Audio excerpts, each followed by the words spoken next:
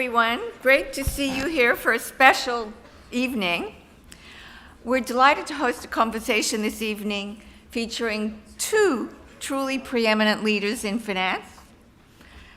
This discussion isn't without precedent here at Anderson. Larry Fink has been part of this conversation in the past, previously with Bill Gross, now of Janus Capital. And the conversations were really illuminating, so we wanted to do it again with two leaders in the financial establishment. And I'll introduce them both, but first let me thank everyone at Anderson, at BlackRock, at Ares, at Yahoo, who made this event possible, and thanks everyone for braving the traffic. First, Anthony, or Tony Ressler, is co-founder of Ares Management and executive chairman of Ares Management, now with $112 billion in assets under management. Before starting Ares, Tony was a co-founder of Apollo Management, focusing on high-yield bonds, leveraged loans, distressed debt, and other fixed-income assets. Tony traces his roots back to Drexel, which many of us in this town know. Many financial leaders from LA trace their roots there, and Tony was a senior VP in the high-yield bond department at Drexel. Tony does a lot in the community. He's the co-founder and former chairman of Alliance College Ready Public Schools, which is the largest charter school group in California. He's a board member of Cedars-Sinai Medical Center and co-chair of LACMA, the Los Angeles County Museum of Art. Since June 2015, Tony has also been an NBA owner, sometimes happy, sometimes not so happy, of the Atlanta Hawks. As a member of the Ares board, I know and admire Tony. He's been terrific, a founding leader at Ares, growing it year over year, guiding it with the utmost integrity and astute insights into global markets. Larry Fink is chairman, CEO, and co-founder of BlackRock, the world's largest investment and asset management company. Larry's led the firm since he and 7 partners founded it in 1988, and it went public in 1999. At last check, BlackRock had 6.3 trillion, that is with a T, assets under management. And you say, well, how much is 6.3 trillion?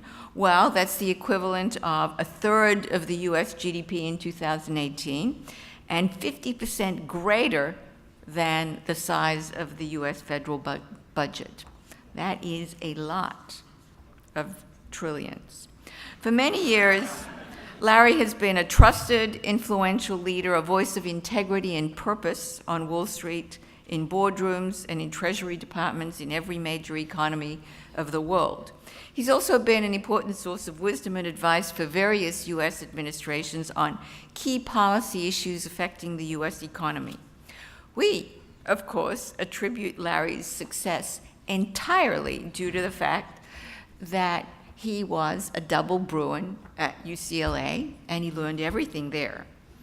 Before founding BlackRock in '88, Larry was at first Boston, where he was a member of the management committee and a managing director. Larry and his wife Laurie are dedicated to many community causes. He's a member of the Board of Trustees of NYU and co-chairman of the NYU Langone Medical Center Board of Trustees. He serves on the boards of MoMA, the Museum of Modern Art, the Council of Foreign Relations, and the Nature Conservatory. Larry earned his BA in political science from UCLA in '74 and his MBA at Anderson in 1976. We're celebrating the 10th anniversary of the Fink Center, which Larry and Laurie named with a gift for the Lawrence and Laurie Fink Center for Finance and Investments. He chairs its boards, and he's very generous with his time, speaking frequently at Anderson. We're also honored tonight to have a well-known journalist as moderator of the discussion between our speakers.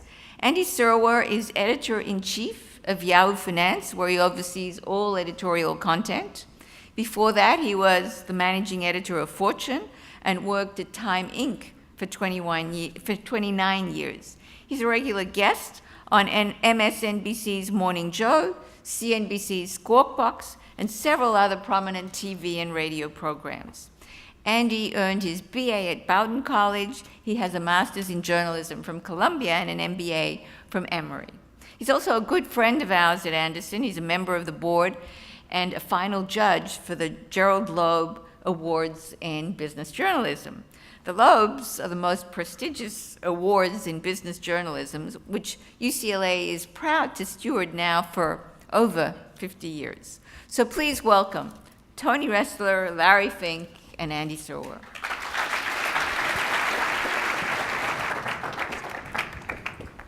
Just to be clear, that's Tony Ressler to my far left. That's Larry Fink right there. I'm Andy Serwer, just so you know who everyone is here. These guys are so interesting. Lots of questions to ask. I'm going to ask some of them, then we're going to go to the audience. We have some terrific questions that the students have posed. They ask the tough questions, those students, right? So we'll get to that a little bit later on. I want to start off by asking you both the same question, and that is, what does your company do? And I think I know that already, and I think maybe some people do, but it's really interesting, I've found, to hear a chief executive or a top executive describe their company. So Tony, why don't I start with you? What is Ares? Ares is, I think, what we'd call or refer to as an alternative asset manager. Our job, of course, is to manage money on behalf of individuals and institutions.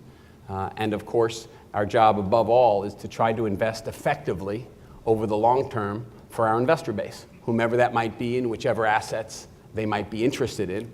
And in our particular company, it's broken really in between three semi-autonomous pools of capital, one focusing on credit, both liquid and illiquid, one focusing on private equity, and one focusing on real estate assets. And our job is to invest successfully over the long term and continue to perform and grow. What's with the Greek god of war? Well, as I have to acknowledge, I started in the investment business post-Drexel with a firm called Apollo Management, and that we started in June of 1990, which was the god of healing. And we started as really the credit arm of Apollo in 1997.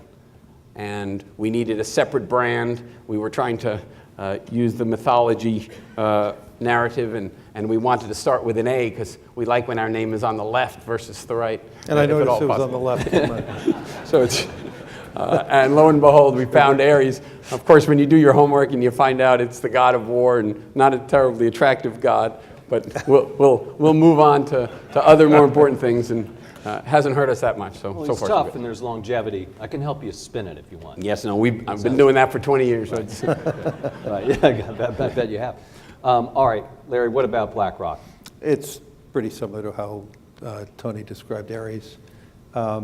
We're an investment and risk management organization, and we manage large pools of money. And our job is to make people's financial futures better. None of the money is ours. It's all individual money and institutional money. We have a huge responsibility. We have to earn that responsibility every day. And because of our scale, we manage asset classes across the whole spectrum. And we do have large commitments from large entities worldwide that trust in us. But so our job is to produce the positive returns that they're looking for every day. Our job is to give them insight, having the resources that we have. We have unique information, and that allows us to give a differentiated service. But the baseline is very similar to what Tony said. Our job is to produce investment returns for people to have a better financial future in their life. So the 6.3 trillion number is mind-boggling, as Judy said. I remember when you passed $1 trillion, and I thought it was a lot. You get asked this a lot, Larry, but is it too big? And you say it's not your money, it's everyone else's money. But is there risk inherent in being that large? Well, we manage to, hundreds and hundreds of different indexes or liabilities. I answer the question two ways. Yes, we are too large if we are not doing the job that clients are expecting from us. we're too large if we're not producing the returns or we're not meeting the expectations of our clients. And I would say in the last few years, our growth is actually accelerating. We're winning more assets because we have been providing the returns that our clients are looking for and the insights. But on a macro basis, we actually shrunk because the global capital markets are growing actually faster than BlackRock. And as long as the global capital markets are growing in China and Europe and other places of the world, I believe BlackRock is in a position to play a role in those different markets.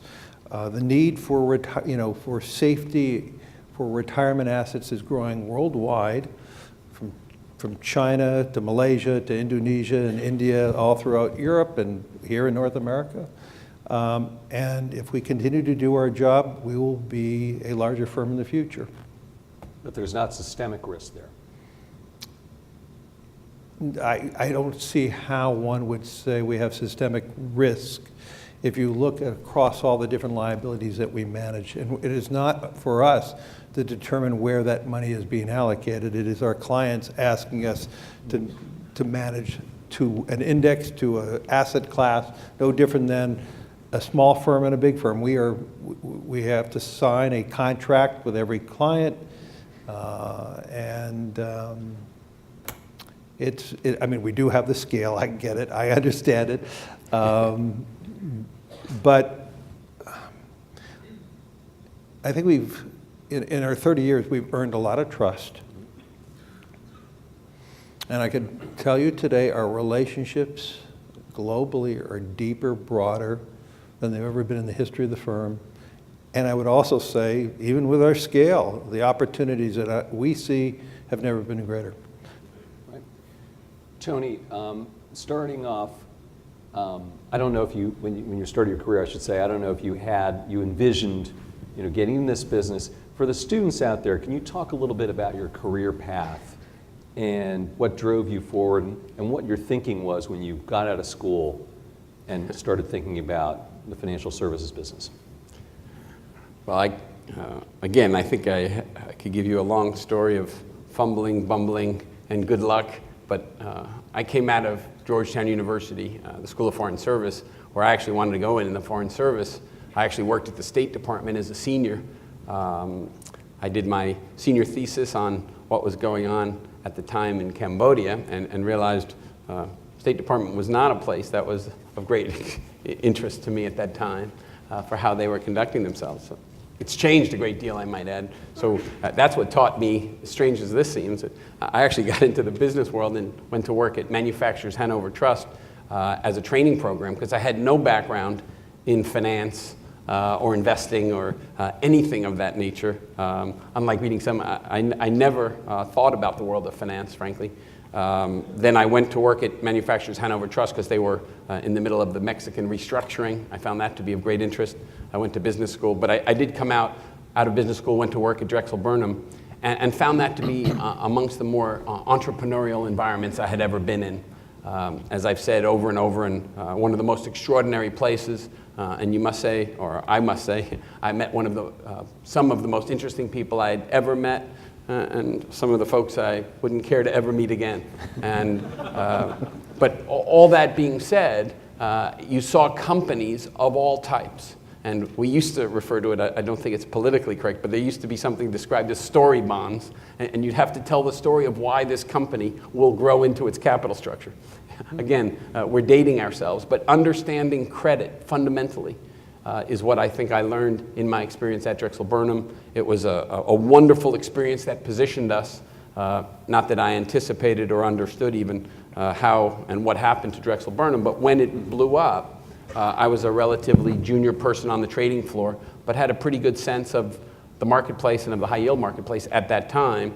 We started Apollo in June of 1990, spent 11 years at Apollo in a really exciting time in both the high yield and distressed debt markets. So I will say, despite extraordinary excitement around my time at Apollo, and I did learn a great deal of how to invest in companies, but I still think the best step I ever took was starting Ares and moving into a business that I felt I could have a greater imprint on, if you will, and bring in partners and folks and assets that I thought were more complementary, if you will. And the idea, which seems so obvious today, but in 1997, when we started Ares, it was, could we create a private equity firm next to a credit firm, next to a real estate firm, where each group actually complemented the others.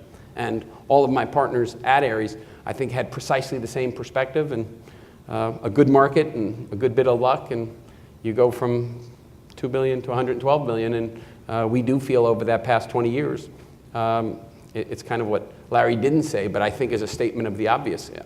Virtually all asset management firms, I do believe, assets follow performance.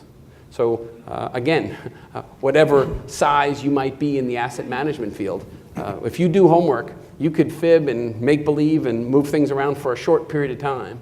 But over time, assets follow performance. And if you do a good job for your investors, your firm should grow and grow nicely. And I think we've done the best we could, of course, but we think we've done pretty well. And generally speaking, assets follow.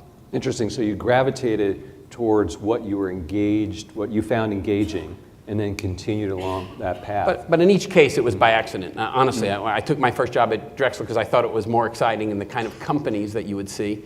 We didn't expect Drexel to blow up, and we got into the principal business after Drexel blew up and needed a job and had to pay for the house and the mortgage.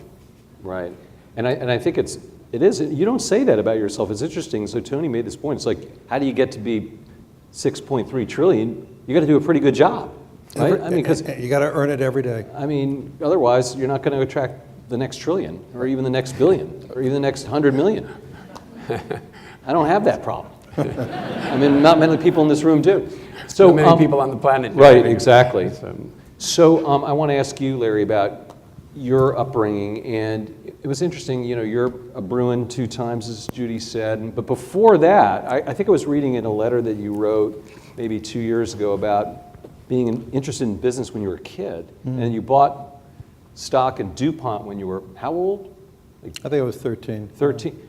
By the way, the only other person that I've read about that is Warren Buffett buying, he said he bought it when he was 11. So he bought DuPont? No, not DuPont. Oh. He said he bought stocks when he was 11, so he got by 2 years, but that's a pretty good company anyway. I have no idea, but it was around that age, yeah. So, I mean, how many people are buying stocks when they're, 13 years old? I mean, so you were just naturally inclined to go into this? No, I was following my father. My father, he ran a shoe store in Reseda, before that on Pico, and my father was always actively investing, managing his retirement as a single store owner, and he was constantly investing, and I mean, I was always aware that he was constantly looking at the stock pages and looking at annual reports and studying it, and so it was something that I watched, and I wanted to be a part of that, and so it was not. Investing was not something that was so foreign to me. But you kind of knocked around a little bit in school, you were saying. You weren't directed. No, I was not unlike my brother, I was not the most directed of kids. I was probably the one my parents were most worried about. Wow, really? Yeah. That's surprising. It happens. They weren't right about that. I mean, maybe they're right about a lot of things. My brother's, he's done fine himself. No, look, I was allowed, my parents were incredible parents. They were great nurturers, and importantly, they gave us a lot of flexibility. I was able to travel at 15 to Hawaii, at 17 I backpacked from LA to Mexico City. I mean, my parents were very liberal, and they believed, they just believed in, you got to make your own path. No, they were worried about my path, but nevertheless, they gave me the freedom to try to find who and what I am, and I think it was that freedom and flexibility that gave me, that allowed me to find myself and become who I am today. And when you went to Wall Street, your biography is, you had a pretty famous fling, right? Do you want to talk about that, because that was a real well, I mean, it was the wall kind of thing. Yeah, I mean, I think yeah, it was definitely hitting the wall. I had an incredible career. Left UCLA Business School. It wasn't Anderson then. I went right to Wall Street. First time I was ever in New York City, by the way, when I interviewed there. I took a trading job at First Boston. My concentration in the business school was real estate. They thought I should go into this new area called mortgage-backed securities, which was, one person on the desk. I became the second. And Whoa. that was good. Whoa. When you cough up that way. Yeah, That's yeah. right in the mic. Yeah. Whoa. Sorry. Keep going.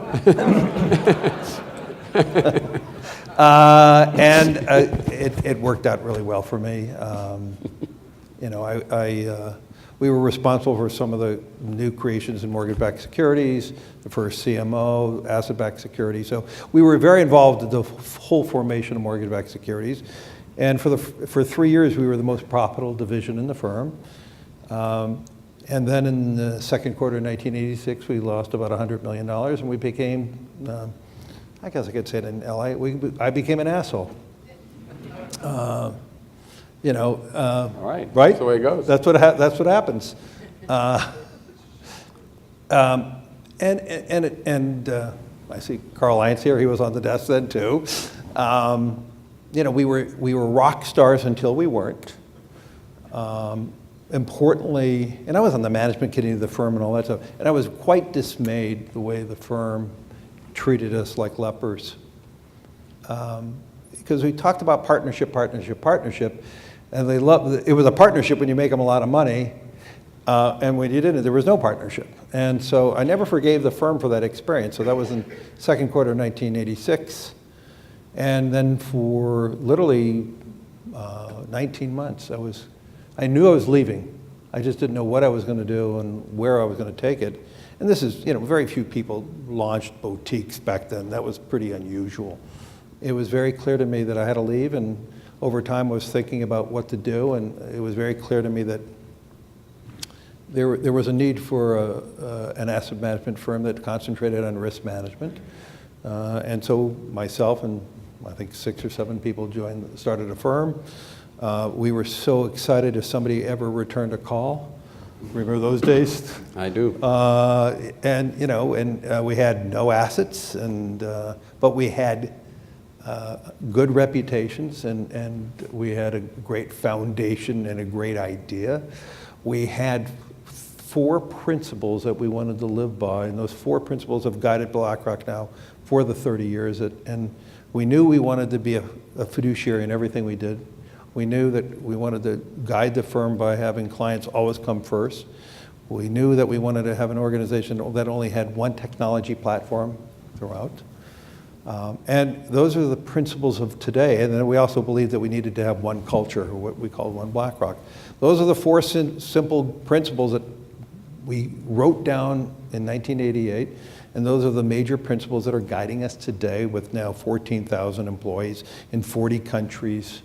And I think and I was telling Tony earlier, I spend 30% of my time today on culture. But once again, it wasn't the firm going bankrupt, but we did a bad job during a quarter and created some losses. We ended up making money that year. But it was that moment that gave me the fortitude to say, it's time to try something on my own. Importantly, it also gave me the idea around why risk management is going to be so important. No one cared about risk until obviously it was too late, almost 20 years later. But the whole foundation of BlackRock was on risk management, and we build from that foundation today, and that's how we became who we are today. Interesting. Shifting gears a little bit, Tony, I want to start with you and ask you where you think we are in the business cycle. Obviously, I guess you have to acknowledge that we're long in the tooth in terms of a bull market, but we said that 3 years ago. So what's your take? Well, again, it's hard to, we don't think trying to pick a market, pick the end of a bull market is exactly what we get paid to do. We don't get paid to stay in cash. We get paid to look at the marketplace and find assets that are most attractive in that particular marketplace. So for us, and we do have probably 1,200, 1,300 companies that we follow on a weekly or monthly or quarterly basis. We have 300 companies that we lend to in our direct lending business in the US, another 150 in Europe. So what we try to use are those as our economic indicators. And how we see the world and how we see 99% of our assets that we invest are North America and Europe. And we see both the North American, US predominantly, and European economies generally pretty strong, doing pretty well. EBITDA, cash flow growth has been solid. There are pockets, of course, of difficulties, but generally speaking, we see the economy as reasonably strong. We see, and we believed interest rates would have been higher quite a few years ago. So we've been nervous about interest rates for an extended period of time. Generally speaking, 80% of our assets that we manage are self-originated, whether it's in direct lending, whether it's in structured credit, whether it's in energy infrastructure, whether it's in private equity, whether it's in real estate. So again, our job is to create assets that work in a marketplace that is still growing from a GDP perspective, certainly, where interest rates are actually going up and therefore prices are adjusting slightly, where multiples in the private equity space have grown somewhat significantly relative to the past 30 years, and certainly relative to the fact that leverage is still very, very attractive and plentiful. So again, our job is to figure out how we could play in what we do, taking into account that, yeah, if interest rates continue to go up more rapidly than we anticipate, we think all folks and all assets might have an impact in value, but we're trying to position ourselves where we get hurt far less than many other assets in the marketplace. And again, either you believe, which we do obviously, in the power of this self-originated assets, whether in credit or private equity, or you don't. And we think at least we get paid to create those types of assets. And really, in this type of a market, our answer is rather than stay in cash, what it makes you do is kind of work harder and look at literally 20 or 25 companies before you invest in one or two. So the quality of the business is what gets you through market adjustments, and the quality of the asset. And that's, to me, the blinking yellow lights of today's market means you work harder and invest more carefully. Larry, what about you? How much do you calibrate or recalibrate BlackRock based on your perspective of what's happening in the capital markets? Very similar to Tony, we don't. I mean, we're here to provide advice. So then let me ask you, what's your take on where we're Well, let me at? just say one thing that's really important. Mm-hmm. I think we were way too preoccupied whether the market goes up or down. Mm-hmm. Most people save their money for retirement.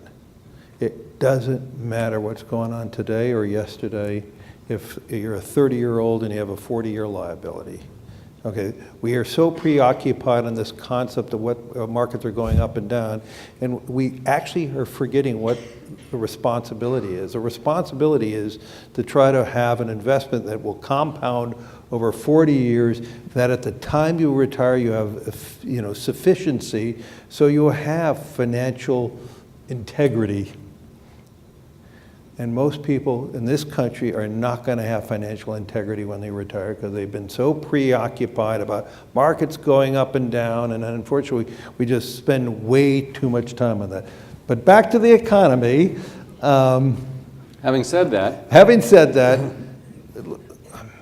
we have an enormous tax cut. We expanded our budget on top of that tax cut by $300 billion. We're going to have the largest deficit in a time when we have economic strength. Generally, last time we had 4% unemployment rate, we had a budget surplus, and so we have provided so much gasoline to this economy.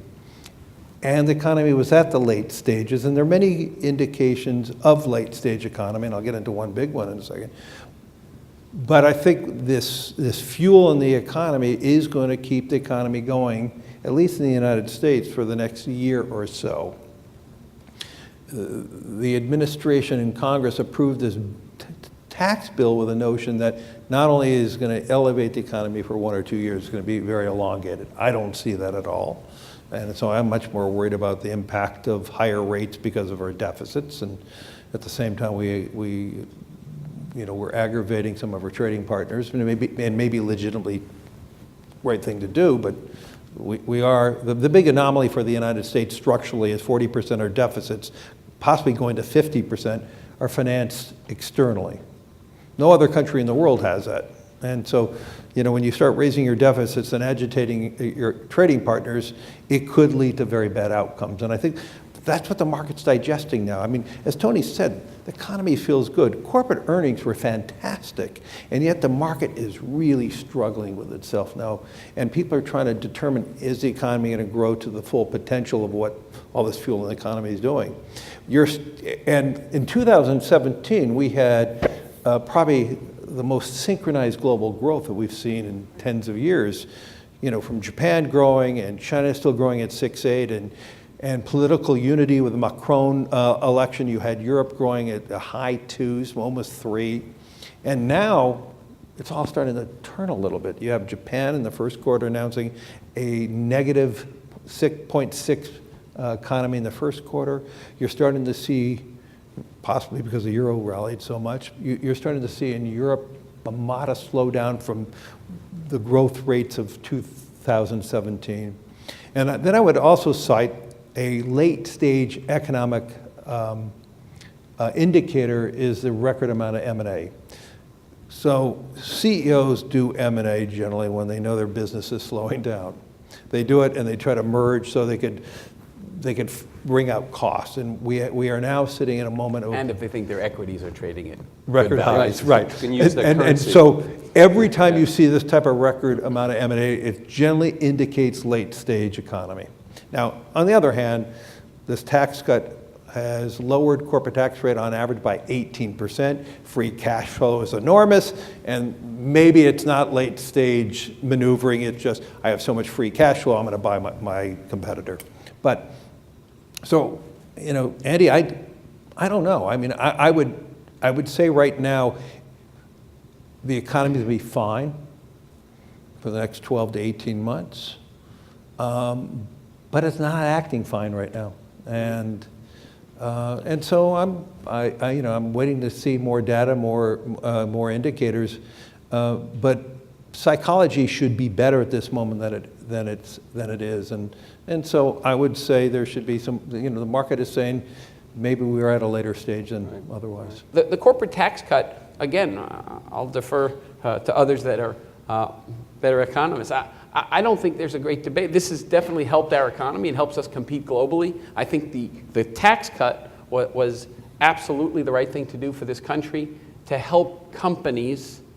Now, if you want to raise taxes on individuals, that's a different discussion. But lowering the corporate tax rate helps us compete globally. And I do believe there are many, many companies that have kept large amounts of cash overseas.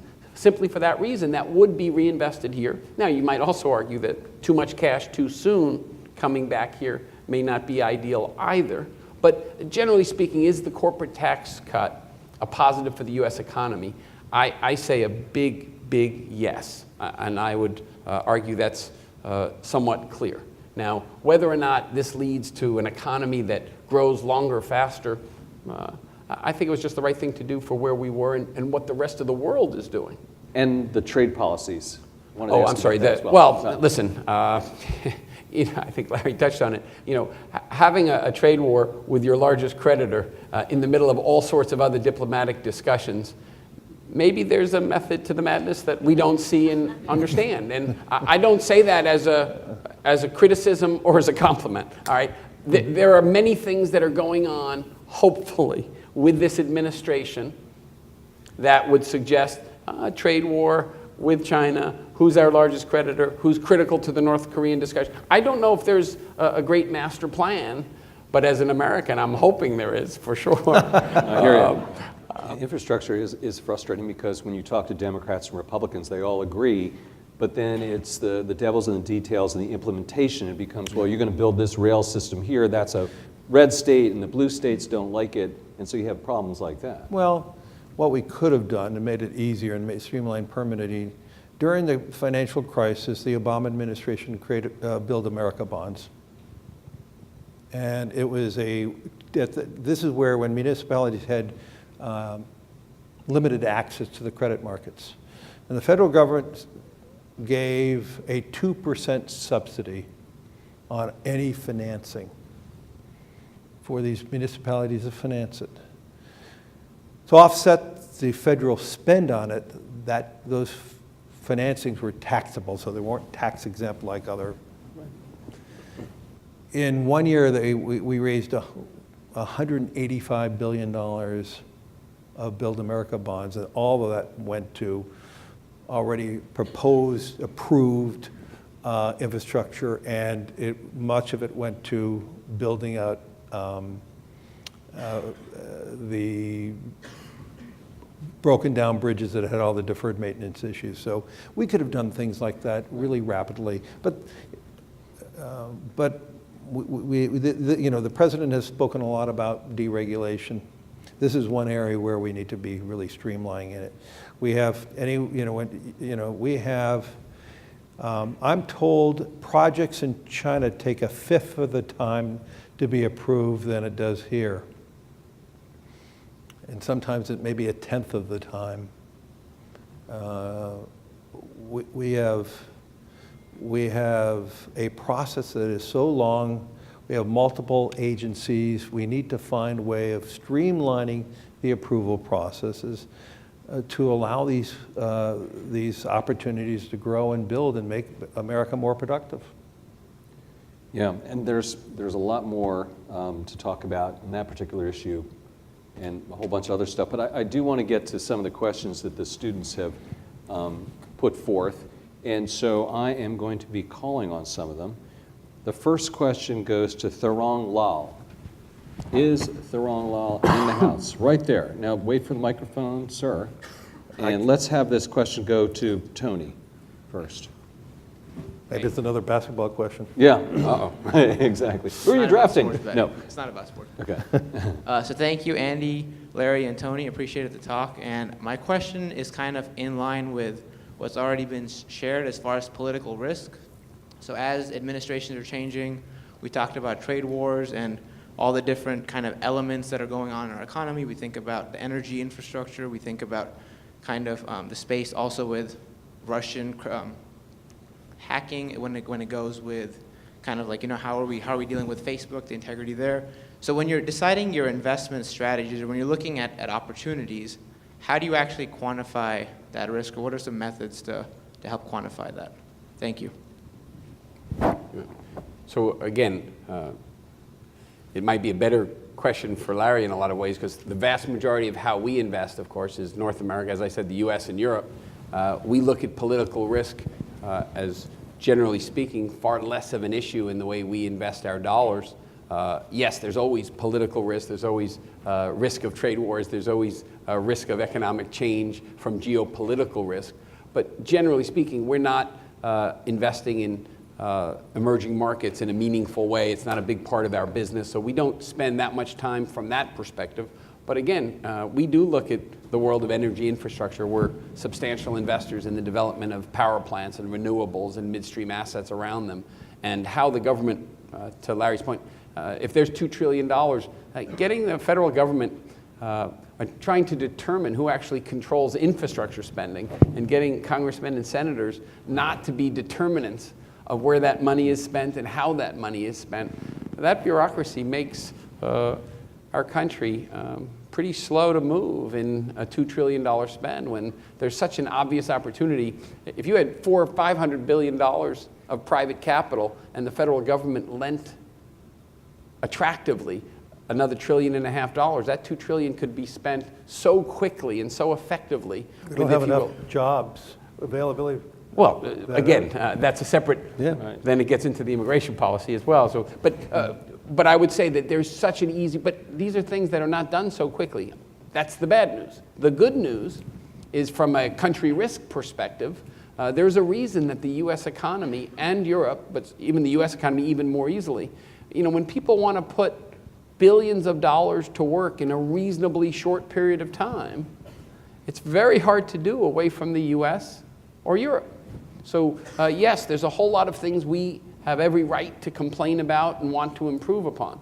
But generally speaking, putting large pools of capital to work where the risk of this country disappearing in some way, shape, or form, I would say is de minimis. And that should make the investors much more comfortable. And frankly, it should make your rate of return expectations modestly lower in the US and Europe, because I think you have far less country risk than most other parts of the world. So to me, that's the positive. Anything you want to add, or do you want to go on to the Well, next Tony answered it in a macro basis. Let me answer the question on a micro basis, because you mentioned Facebook. I write these corporate letters every year. And this year I wrote something about purpose. And every company needs a purpose. Because 80+% of our assets are index assets. We're the ultimate long-term investor. We own a company as long as they're in an index. And so our whole outlook has to be long term. And we're not interested in the bobs and weaves. We're interested in trying to have companies create sustainable profitability over a long period of time. And in my corporate letter this year, I talked about companies need to have a purpose to have sustainable long-term profitability. And to have a sustainable profitability is having a purpose that your employees understand, can relate to, feel good about, having a purpose in which the clients of the company can connect what they do with the company and feel good about doing business with that company. And then importantly, companies have to have a purpose in the communities in which they operate. And I believe more than ever, more and more companies are going to have to focus on their purpose in the communities in which they operate. And that means, as a global company, in Mexico, we're Mexican, and in China, we're Chinese. In Japan, we're Japanese, and we're American in a big way in America. And so every CEO, every board has to focus and navigate their company for long-term outcomes. We're not interested in bobs and weaves of quarterly returns, because there's nothing sustainable about that. But we're trying to, so what we're doing now is asking companies to describe how they're going to create sustainable returns. What is their long-term strategy? And importantly, how are you going to show purpose with your clients, with your employees, in the community in which you operate? And I think you mentioned Facebook. That there's a very good example of a great company that now society has questioned and related to their purpose. And to me, the demands on public companies now are becoming greater and greater and greater. And to have that sustainable profitability, if you don't think about a purpose, if the leadership of a firm doesn't focus on the purpose of a company and its role in its society, that company is going to lose its license to operate. And I think the CEO of Facebook did a very good job in Congress. I may question Congress's questions, and we could raise a lot of questions. Is Congress adapting fast enough to understand how technology is changing the world? But these are issues that we have to look at. I mean, we have to live with the macro circumstances. I mean, basically how Tony is talking about how they operate. They look at it by company, by company, by company. And we all have to live in the macro environment we're living in, and obviously there are bobs and weaves in that. But I would just say, and I firmly believe this, if you are a long-term investor, unless you believe humanity will totally screw it up, which by the way they haven't yet, being an optimist is the right long-term strategy. That doesn't mean we don't have short-term calamities, but it is the process of having short-term calamities that makes the long-term opportunities.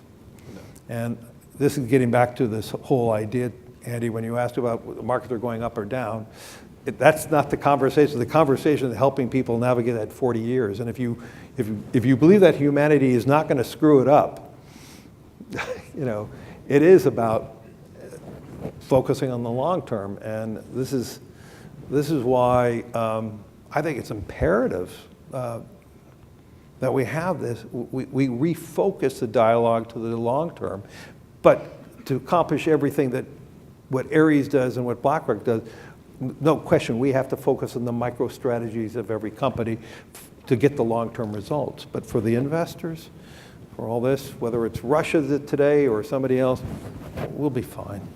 I will say, again, throwing a little bit of praise in Larry's direction on this issue, the letter to the CEOs that Larry sent, please understand, it sounds, you can have different perspectives. The concept of businesses trying to be forces of good in their community, it sounds so basic or so obvious. It doesn't happen as much as it should. I do believe the world we're in, when folks in Larry's seat are able to send that message, has a hugely positive impact, and I think will continue to. So it's something that you got to be careful how you describe it, because of course we're responsible to our shareholders, but being a force of good is actually good business. Yeah, I would say though, Andy, I've received 800 letters back from different CEOs. I'm sorry, say that again? I received 800 letters back. How many did you send out? Let's say 1,500. Probably 1,200. Probably 1,200. I'm just trying to think. Okay, there's the S&P 500. There's 500, and a lot of foreign. So my math is not so good. So, and then a lot of other. Good, yeah. But we received about 800 letters back, and we've read a lot of annual reports now. And companies now are much more transparent on their long-term strategy. They are describing that that they reviewed their long-term strategy with their board of directors. And almost every letter today, each company is talking about how they see their purpose in the society in which they operate. Well, I know you've put a ton of work into this, Larry, and I think a lot of us applaud you for that. And the bar is higher. There's more transparency. There's nowhere to hide anymore. But I think it's good that you're calling people out and asking I get them to participate. I get a lot of hate mail from this too, though. So not all those 800. No. Some of them were pretty nasty. Love to read some of those sometimes. Yeah, Breitbart didn't like me. Oh, well. We have got time for just another question, one more question here, I think, from Brianna Hammer.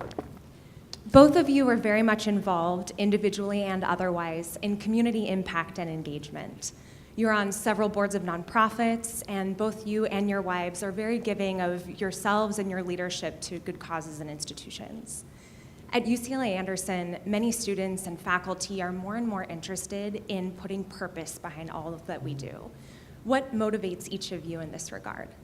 It sort of speaks a little bit to what you guys were just talking about, but maybe philanthropic and just the whole universe of what you do. So. Well, listen, at Ares, we have 1,000 employees, and I think what you'll find also, having some role in the community is actually good business. For me personally, it's kind of been K-12 education, where it has been a bit of my obsession for the past 20 years, and I actually think of almost every social ill as a function of the lack of quality public education, or how to improve K-12 education. So that's been my personal obsession, but everyone at Ares is kind of incented in some way, shape, or form to get involved in the community in whatever is passionate to them, with a charitable co-invest, if you will, next to the employee. So there are things that one could do as a company, and again, from my wife's perspective and mine, it was a lot better to name a high school for her than to buy her a gift. And you know what? It worked for everyone. We were thrilled to death. So again, it's about what your passion might be for whatever reason, but making sure a company and all its employees at every level has a role in the community, I actually think makes for a much better corporate environment. And we've seen that at Ares.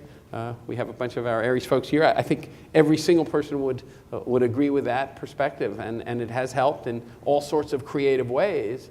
But it's something that you have to keep striving for, because someone in a position of authority telling folks what they should be interested in or not, that doesn't work.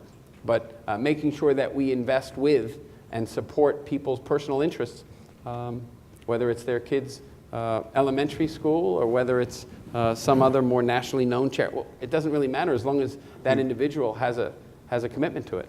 And that's how we've tried to go about it. Larry, what about you? Well, for me, I was raised in a family that giving back to the communities was a part of my family's life. I didn't think it was anything special, by the way. I thought it was something you do. And so I believe I've always had, and my wife, we both had that foundation that when you have the ability to give back to the communities, you do it. So we started that very, very early. Now, as Tony said, I learned an immense amount of being on these organizations. I learned a lot of good and bad, by the way. It actually taught me how to be a better CEO in some of these boards that I was on, more for the bad reasons, but not that their work wasn't good, but behaviors. But importantly, for BlackRock, we have a massive social responsibility. I mean, as I said, we manage more retirement assets than any organization in the world.